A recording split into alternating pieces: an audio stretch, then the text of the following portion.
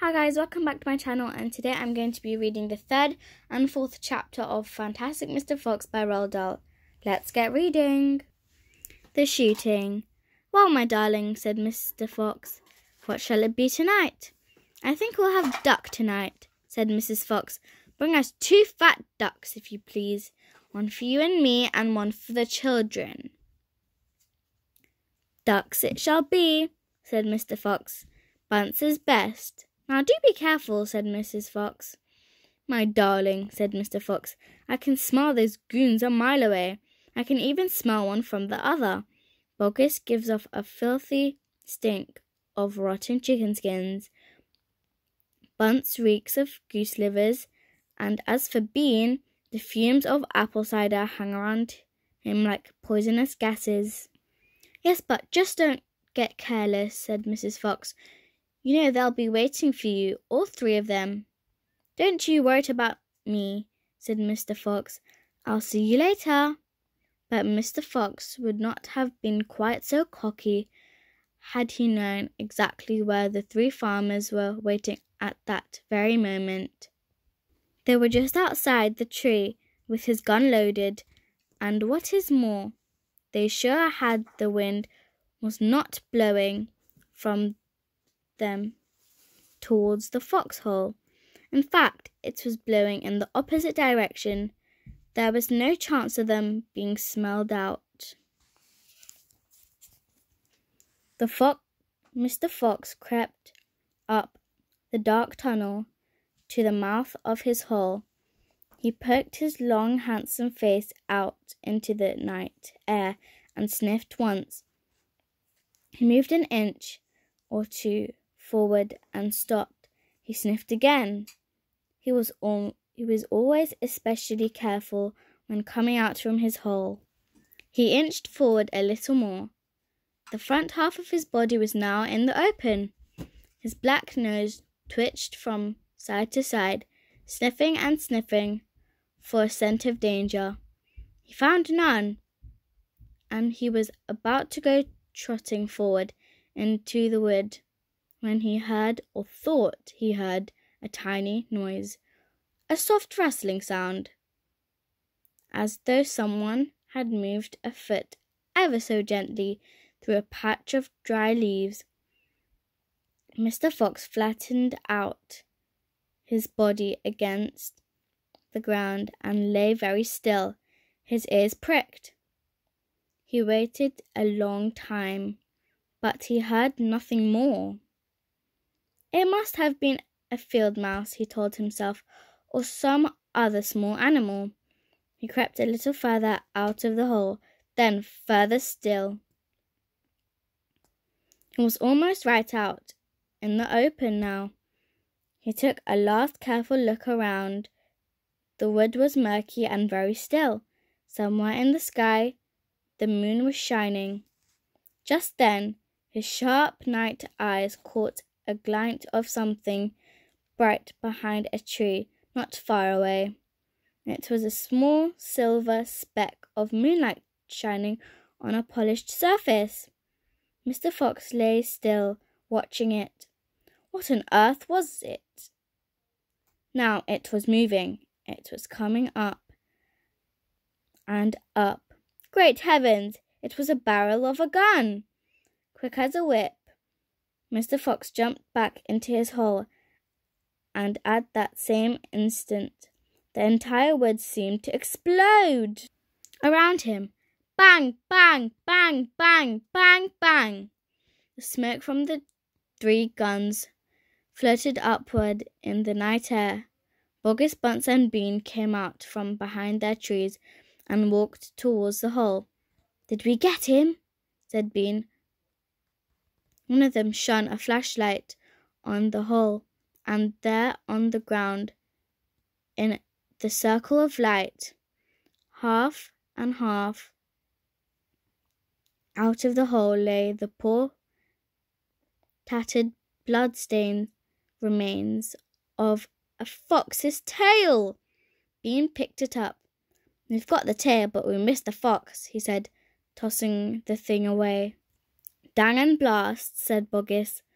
We shot too late. We should have to let fly the moment he poked his head out. He won't be poking it out again in a hurry, Bunce said. Bean pulled a flask from his pocket and took a swig of cider. Then he said, "It'll take 3 days at least before he gets hungry enough to come out again. I'm not sitting around here waiting for that. Let's dig him out." "Ah!" said Buggis. "Now you're talking sense. We can dig him out in a couple of hours. We know he's there.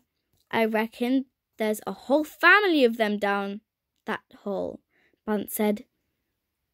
"Then we'll have a lot," said Bean. "Get the shovels!" The next chapter, The Terrible Shovels.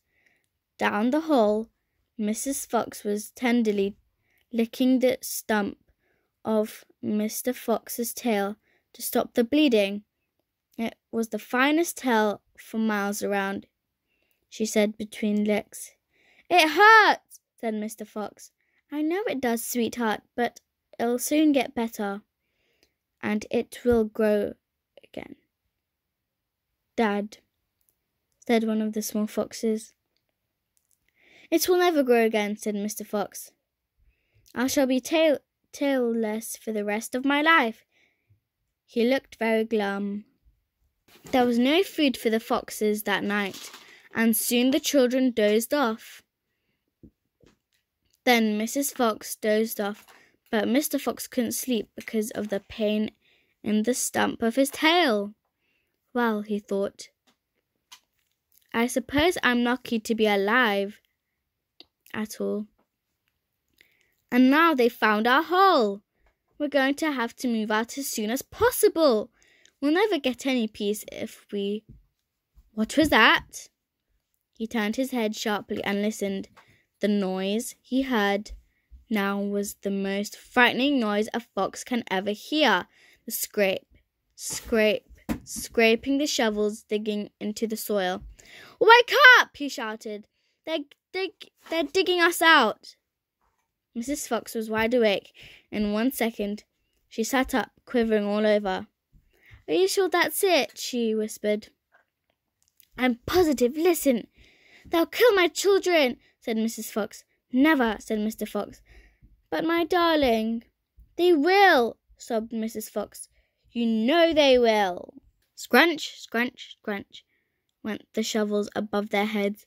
Small stones and bits of the earth began falling from the roof of the tunnel.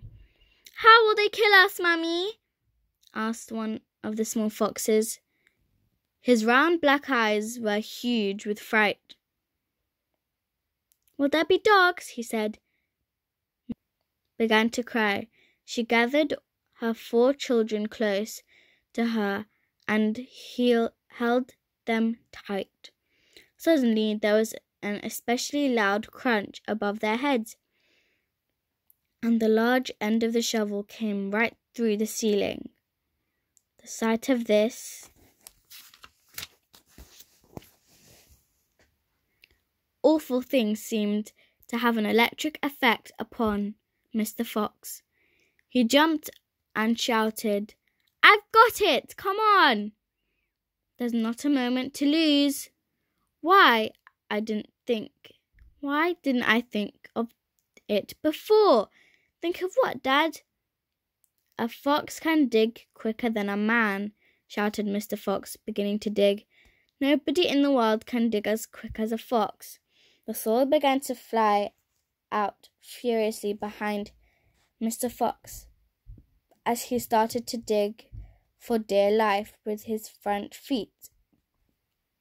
Mrs. Fox ran forward to help him. So did the 4 children.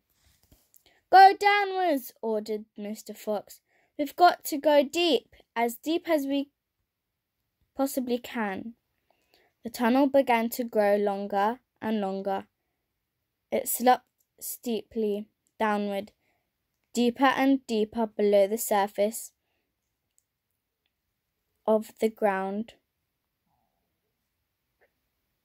Their front legs were moving so fast you couldn't see them, and gradually the scrunching and scraping of the shovels became fainter and fainter. After about an hour, Mr. Fox stopped digging. "Hold it," he said. They all stopped. They turned and looked back up the long tunnel they had just dug. All was quiet. "Phew," said Mr. Fox.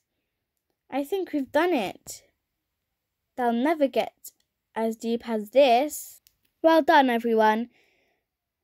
They all sat down, panting for breath, and Mrs. Fox said to her children, "I should like you to know that if it wasn't for your father, we should all be dead by now. Your father is a fantastic fox." Mr. Fox looked at his wife, and she smiled. He loved her more than ever when she said things like that. Guys, that's the end of my video. Sorry I couldn't make a video yesterday. I was very busy, so this is why I did 2 chapters. So now I've done 2 chapters. I'm going to do 1 chapter tomorrow. This is the story of Fantastic Mr. Fox by Roald Dahl. I hope you enjoyed this video. Make sure to subscribe and turn on notifications so you know when I post a brand new video. And hit the thumbs up button. I'll see you next time. Bye!